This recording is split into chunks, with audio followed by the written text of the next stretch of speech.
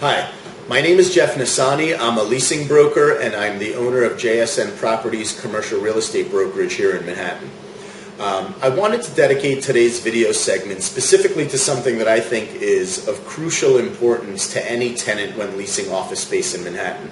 I've seen way too many people make mistakes when it comes to how much office space they should be leasing to accommodate their needs. And there's a very good reason for it. The reason for it happens to be that when landlords quote tenants square footage, it's based on what we call rentable square footage.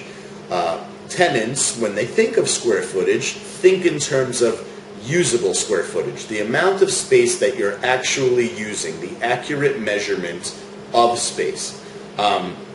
Unfortunately, there is a board called BOMA that dictates how office space is measured, and sometimes those rules can change from year to year. To give you an example, if a landlord quotes you and says, I'm giving you 10,000 square feet, what he generally means is that he's leasing you about 7,000 usable square feet. Now you can see where this is a major problem, because a company will approach a building, they'll do their calculations, not taking into consideration this loss. Then they'll move into space and realize that the space is way too small to accommodate their needs. And if you're signing on a space like that, anywhere from a 5 to a 10-year lease, that's a big problem to live with for a very long time. You don't want to have an office environment where your employees are on top of each other and unhappy. So, that being said, as of today in 2012, these are the averages that you should calculate when looking at office space. A full floor today in Manhattan typically has about a 28% loss factor. So whatever is quoted to you by a landlord on a full floor, you're probably looking at 28% less in terms of usable square footage. On a divided floor, the number unfortunately goes higher, and you're looking at 32 to 35% of a loss factor. My recommendation is anytime you approach a building and you see a space is to ask the landlord what the loss factor is. After the landlord gives you the loss factor, and let's say he says it's 28%, you can request what's called a CAD plan, and that's spelled C-A-D. Request that plan, and you'll need to forward it to an architect. You can then ask the architect to do what's called a takeoff, and they will give you the actual usable square footage and also what the calculation of the rentable square footage should be. If that matches what the landlord told you, then great. If it doesn't, then that's another conversation that you need to have, and either you pass on the space or you try to work something out with the landlord.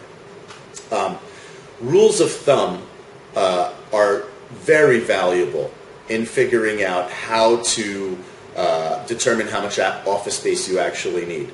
These are the rules of thumb that I would use as of today in 2012 based on current loss factors. If you are going to take office space and you need a lot of offices, what we call an office-intensive installation, I would recommend that you use the number 250 rentable square feet per person. That number takes into account your loss factor. So, just take the number 250, multiply it by the amount of employees you expect to have in your space, and that is the amount of office space that you probably should take. Now, these days, a lot of people now work in more open office environments. If you work in almost a completely open office environment, such as a lot of the tech firms, or whether you have only 1 or 2 offices, at the lowest, I would use the number 125 rentable square feet per person. So again, you take that number 125, multiply it by the amount of employees you expect to have, and that should be the amount of space that you look to lease.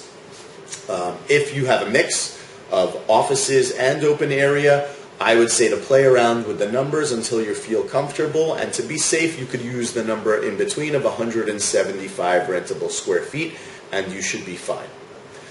If you have any other questions about loss factors or any other topics when it comes to leasing office space in Manhattan, please feel free to call me at my office. My number is 212-929-8390.